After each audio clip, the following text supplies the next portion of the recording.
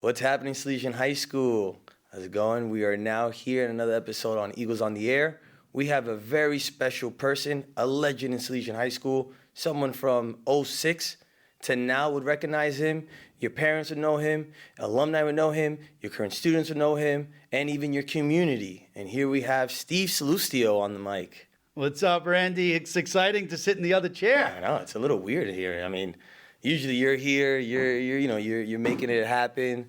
Well, you do a great job today, and maybe we can make this happen a little bit more often. Let's make it happen. So, as we always discuss when we open up the podcast, we always ask this one question, and it always opens up to everything. What is your Salesian story? You know, it's funny hosting the podcast, all these episodes, and me asking that same question to all the guys and women that have come on the show. I'm like, when do I get a chance to tell my story? So I'm excited that you guys came up to my office and asked if I wanted to be a guest and not have to host a show, because I feel like my Salesian story is so much different than everybody else's. We've brought in young alums, we've brought in older alums, we've guys that work here, women that work here, and you know, it just keeps evolving. But my story was a little bit different. Way back in the fall of 2006. I was between jobs. I had gone back to college for some more credits, and a friend of mine asked me if I wanted to apply to coach baseball at Salesian High School. Now, I was coaching the men's baseball team at Maritime College, so I said, you know what, not a bad idea. You know, it can work around my school schedule and get involved, and yeah, I'll give it a shot. I didn't know much about Salesian back then. Salesian was Iona College's home baseball field. It's where I played all my home games. So I was familiar with the location, but not familiar with very much else. So I came in here and I interviewed with John Flaherty, the legendary retired principal here, Mr. John Flaherty, who I still stay in touch with today. So I interviewed with him, and then I interviewed with the athletic director at the time, Chris Beal. And it looked like it was going pretty well. I knew Chris from basketball. I had just met John, seemed like a great guy. So I go home, and this was on two separate interviews too. Like, I had gone home, met with Chris, went home again. So I get a third call back, and they said, okay, we want you to interview with one more person. And I was like, wow, for a baseball coaching job, this is a lot of interviews. They wanted me to interview with the director-president at the time, Father Pat Angelucci, who I've become extremely close with. And so I met with Father Pat, and when I was done with Father Pat, he goes, now go back to John Flaherty. So I went back to John Flaherty's office. And Mr. Flaherty says, I see on your resume that you tutor for the SATs and the Regents exams in math. Did you ever consider being a classroom teacher? And I said, I did. My brother was a teacher at the time. I kind of liked seeing, his schedule. He had a lot of free time. He had a lot of availability. He was refereeing basketball like I do. He was coaching baseball like I wanted to do. So I said, let's give it a shot. So I accepted a position, even though I came here applying for a baseball coaching job. I accepted a position teaching sophomore, junior, and senior level math way back in 2006, something brand new to me. And I stuck with that position for 3 years. I had great students over the years, men now that I still stay in touch with, always give me a great hello. I'm excited when I see all those guys, whether in the neighborhood or when they're coming back to school to visit. So I did that job for 3 years. Then I'm on vacation in the summer of 2009. I'm on vacation. I'm in Florida. My phone pings, and it's an email from Salesian High School saying that the job as the coordinator of advancement and alumni affairs had become available. All right. At the time, Lou Calvelli was moving on to another position, and that job was vacating. So I was thinking about, while I was in the pool, because I'm in Florida, like I said, vacation. So I was thinking about this job. I was being realistic. I was trying to think of my skill set as a person that just put 3 years in the classroom, learning to deal with students, learning to deal with parents, learning a different level of professionalism. So I thought about my skill set, and I said, geez, I bet, I don't think I would be bad at, recruiting students to Salesian High School, or getting to know some of the alumni, the vast alumni database here, or working on that side of the school. So I reached out to Father Pat, and I said, Father Pat, I'm very interested in this position, but I'm 1,200 miles away in Florida. So he said, Stevie, don't worry about it. I'll wait till you get home, and then we'll give you an interview. I won't hire anybody until we interview. So I did. In the middle of the summer, I came back home from vacation. I met with Father Pat. And after a few days of, waiting by the phone, he gave me a ring and he says, if you want to come in, and discuss some of the more finer details, the position is going to be yours. So I accepted the job as the coordinator of advancement and alumni affairs in 2009. And I loved it immediately. I got a chance, with that became a little bit of recruiting. It was my first introduction to admissions. I was out recruiting. I was out meeting the 8th grade students. I was out meeting the parents. I was making relationships with the principals and 8th grade teachers. And I loved it. In the Bronx and Westchester, Yonkers, all over the place. And then I had to do some work with the special events, the golf outing, the president's dinner. And again, just trying to get some alumni back, some reunions, 50-year reunions and graduation, all the stuff that you guys have taken in the advancement office and just exploded. That was my little introduction into that world. Okay, so I stuck with that for about 5 or 6 years, because I believe it was maybe the 2015 or 2016 when the director president at the time, Father John Serio, had split the office between, it was me and an assistant. And he says, your comfort zone seems to be admissions. It seems to be working with the 8th graders and working with their families. And I knew some of the principals and some of the 8th grade teachers. Some of them I knew personally. And so he says, you take over the admissions office. And at the time, Nick Sabino was going to take over the advancement office. So that's what we did until present day. I've been the director of admissions now since 2015, I believe it was. And it's been a complete joyride. I loved everything about it. Right off the bat, I started to conform to the Salesian method of education. I started to make great relationships with people inside the building and, even local vendors. It's been a joyride. I've been here now. This is my 19th year at Salesian High School. And, I don't want to sound corny, but it truly hasn't felt like a day of work. So that's been my ride so far. I've been loving every second of it. And, up until the most recent, at the time of filming, it's mid-March at the time of filming right now. And I just accepted the role to step out of admissions, and I've just accepted the role of the director of alumni relations and events. So that's going to be my new role starting in the 2025-2026 school year. And it's an amazing story you have because, you realize everything in a broader statement that you mentioned. It's 3 decades that you really dealt with. You dealt with the later 06 to 10. Then it was kind of a new breed where it was 2010 and 2020. You were in the crisp of COVID, and now we're in present day. So, just the titles that you've gotten here at Salesian just made you so much more valuable. And I mentioned it before the podcast, with the new position, I think you're amazing in that position because of the amount of people that you touched into and tapped into, and not just alumni, but like you said, vendors, parents, schools, anyone that has gotten in touch with Salesian, you have been involved in it. And I think that's what makes you amazing here at Salesian High School. I also have to give a lot of that credit to Salesian, to some of the director presidents and presidents, meaning Father Pat, Father John Serio, and now Father Jim User. They've really allowed me to just, take my abilities, take my skill set, put them to use, and figure out what's best for the kids here at Salesian High School. I've been happy to do it. I've held multiple positions here. I've moderated clubs. I've run the prom for a number of years. I think 15 years I've been running the prom. I've coached. I coached JV baseball for 3 years. So I've had a chance to see kids in the classroom, out of the classroom, on trips. I ran the senior trip for a number of years. So I've had such a unique experience here. All of it's been positive. Like, I can't think back on anything I was like, damn, I really dislike that. There really hasn't been anything. And again, attributed to the men I had to work for in the director and in the president's roles.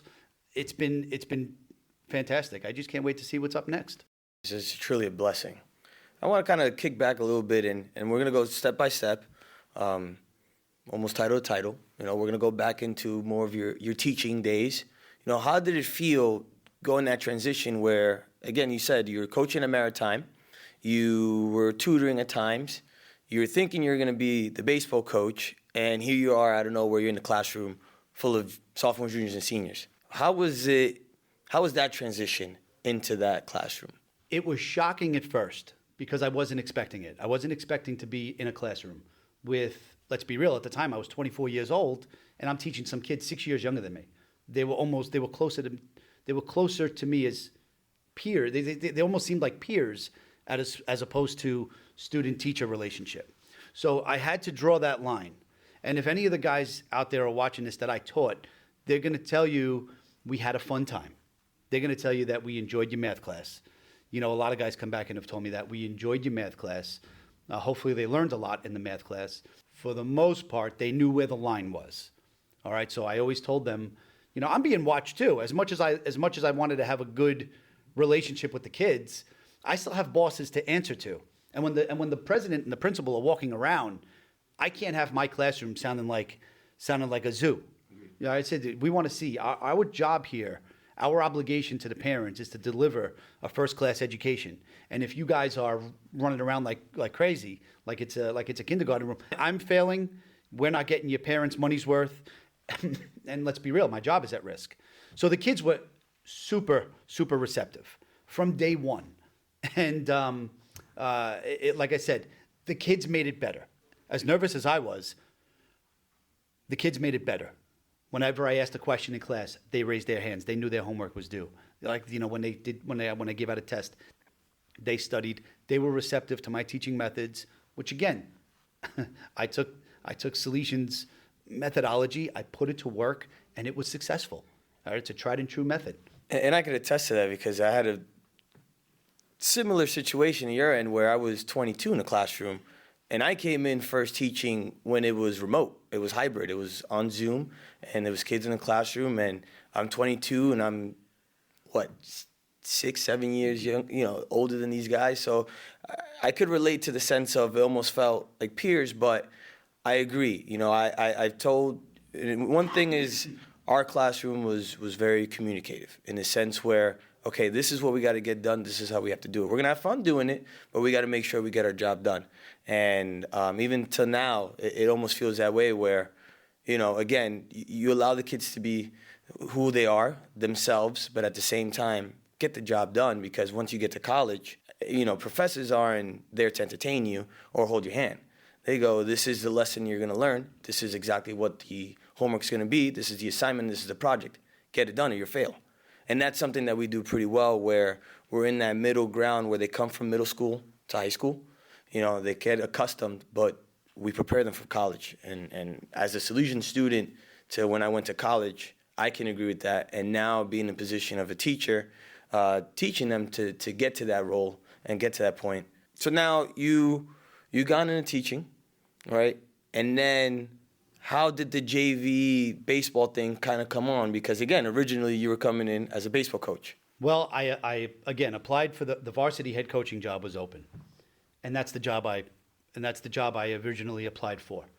And so, at the time, it was Father Pat and John Flaherty, who both kind of agreed. They said, "Okay, we're going to offer you the job teaching math, but we're going to make the teaching of math the priority." And I said, completely acceptable. I was right on board with that. They said, with that, if we'd like to coach, we'll give you the JV team. Okay, and I didn't realize it at the time, but a good friend of mine, Scott Sarasulo, Scott was the JV coach who was then promoted to the varsity job, and I took the JV team under Scott. So, the two of us were great friends. We actually went to college together and had a good time working together.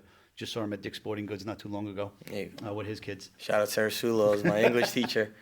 One of the best. He was. And you better get your homework done if you had Sarasulo. So you become the JV baseball coach. Give us some names, give us some highlights of that year, some great moments that happened at the field. Well, you know what? We had, one of the greatest stretches we had, I believe it was my second year coaching, and we were Salesian. We were still fairly new in the AA, in the A or AA league, whatever one the top league is right now. I'm not even sure which one it is. But we were fairly new into the league. They had played in the B division for some years. So here's this new guy on the block, and Salesian High School shows up with a pretty good team, and we had a pretty good coach. We had a pretty good pitching staff. Next thing you know, we're at a stretch in like April or May. We peeled off like 9 or 10 wins in a row. It was a great stretch. We beat. I remember in particular a walk-off win. I don't want to shout them out, but my brother was coaching Iona Prep's JV team at the time, and he'll tell you that we walked off on them. And that was on a single over the second baseman's head by Miguel Oliveras, who was here for a couple of years and then moved to Virginia. But Miguel was a great baseball player over here. I think about guys that I've gotten close with over the years. Names that come to mind right off the bat is, Steve Galello, Mario Miranda. A great family friend of ours are the Silverbergs. Yes. And I had a chance to coach both Brendan and Matt.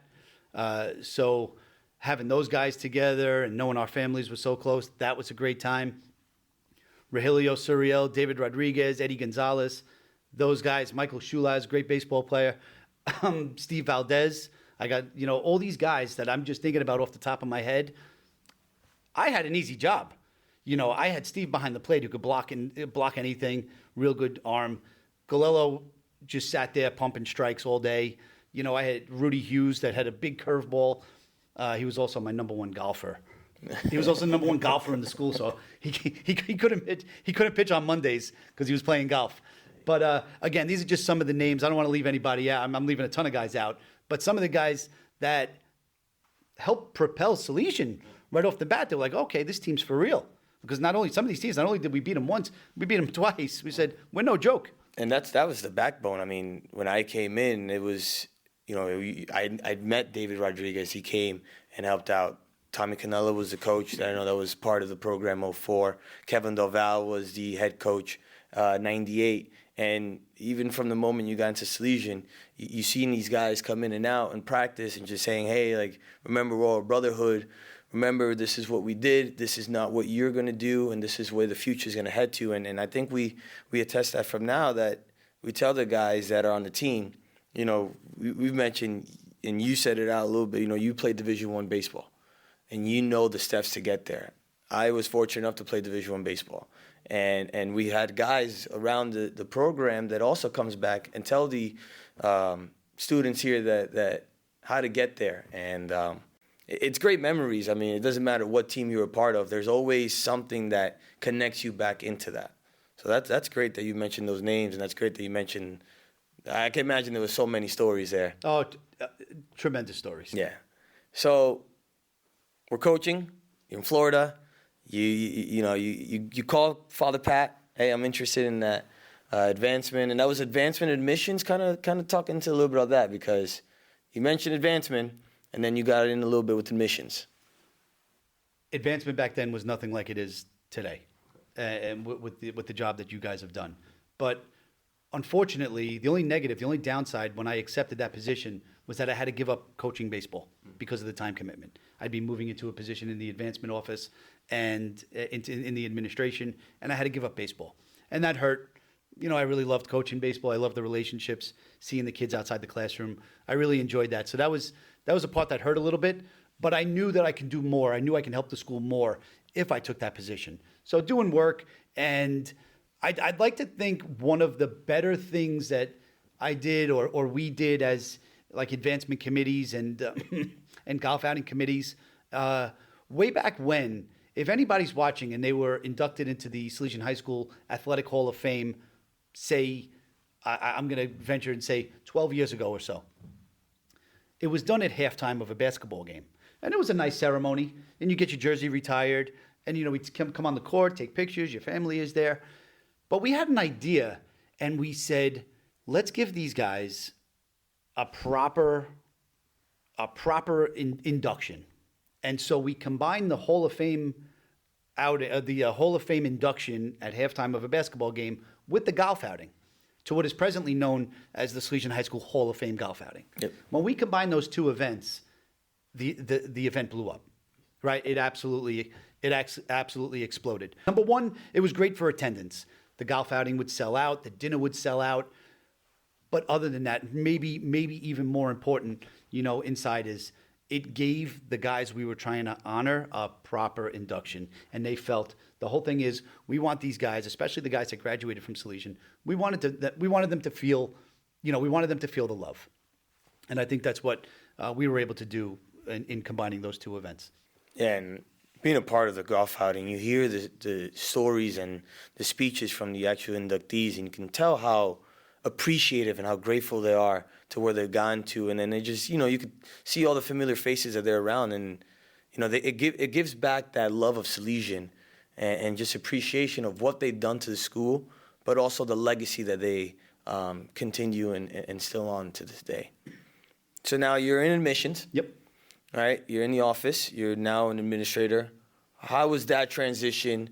Now creating new relationships with eighth graders, talking to parents. What do you look into for an eighth grader to come into Salesian High School, and obviously then eventually go on their careers here? Well, that transition was a little bit easier. I was a part of the administration already. And so I was just basically getting rid of one part. I was no longer going to do the alumni, the advancement position, and I was just going to stick with recruiting, but expand that to admissions. So I was going to take care of transfer students and help the kids throughout the entire admissions enrollment process. And that's what I've been doing. That's been a pleasure. It's been an absolute pleasure. Getting to know all the kids from the local schools, giving opportunity. Probably the best I feel is when I know that a kid gets an opportunity here that he probably would not have gotten anywhere else. I know that I say, you know what, he succeeded because he came to Salesian. That's what makes me feel the best. I've loved the admissions job. Again, I'm moving on to another position, accepting another challenge here at school. And as I told, Father Jim at the time, anything that's going to help Salesian, put me down. The answer is yes for me. But doing the admissions job, the transition wasn't terrible. It was actually pretty simple. We've expanded that office as well. I'm happy to say that we've added Tremendously. Yeah, we've added, an information session at scholarship. When the kids are taking the scholarship exam, the parents get an information session. That was a new event. We revamped the accepted students night. We added a scholarship and grant recipients dinner. We've added all these events, just to showcase this place. And so I'd like to think that I'm leaving a mark on admissions. I hope so. And to whoever takes over the admissions office, I just want to know that it was left in the best of hands. You've seen it on social media. Steve has been all over, and sometimes you'd be scrolling around Instagram or Facebook, you're going through a story, and then here comes Steve, and with the point of the finger and doing the tour. I mean, you're really well known in the community, and I'm gonna say this back to the giving opportunities to kids. I was myself, a kid from the Bronx that didn't really know about Catholic schools at all, and I got the opportunity to find out a little bit more about Salesian High School, and I remember going into your office as an eighth grader with my parents, and you're discussing how the school is, what it could do for you, where it could lead you to, and it's funny too because as a student at that time, I didn't really see you more as like the guy behind the desk. It was more of you were guiding, and it's just a different feeling than as a teacher. And I think that's what makes you special is you can relate to a lot of the parents that come here. You can relate a lot to the kids, and you give more of a personal aspect. And that's why Salesian has that home body, because that welcoming experience that you get at Salesian, you won't get it anywhere else. And you're a big part of it. Well, I always said the process of Salesian being a home needs to happen from the second they step on campus. And very often, the first time an eighth grader steps on campus is going to be with me in the recruiting process. And so I always tried to keep it relational. I always tried to get to know the kids. This way, if I saw him a second time, I remembered the kid's name and where he came from. And I like that stuff. It makes the kids feel good. It makes them feel like at home. I wanted that to happen from the get-go. Exactly. And also the shadow program that you've done really well with, getting us teachers informed about it. The students are really excited always to receive an eighth grader and show them the school. It's just been a great experience in that end overall. So now that we are in that new position, what is something that you are looking forward to achieve, and what's something that you want to evolve? I want to get greedy. That's what I want. I want to be selfish, if I might say. I want to see as soon as I said the title said the Director of Alumni Relations and Events. I said, first names that came to mind, or the first groups of guys that came to mind, were the guys I taught. Okay, the guys from 06, 07, 7, 8, 8, and 9. Those 3 years of guys that I taught in the classroom, as well as the boys that were here as long as I've been here. Those are the ones I want to see back. Okay? And it's not, you're going to have to come back and spend all your money. We want you to be back. We want you to feel like you still go to school here. Feel like Salesian High School is still part of your life. My goal, I have a few. I don't want to let out any of my secrets until I officially move into the position, but I will give you a sneak peek and say that my goal is to get a specific number, which is in my head, of students from the last 19 years more involved in Salesian. So I see those guys 4 or 5 times a year on this campus. That's my goal. That'd be great for the school overall. That'd be great for the spirit, and that'd just be great for the Salesian community.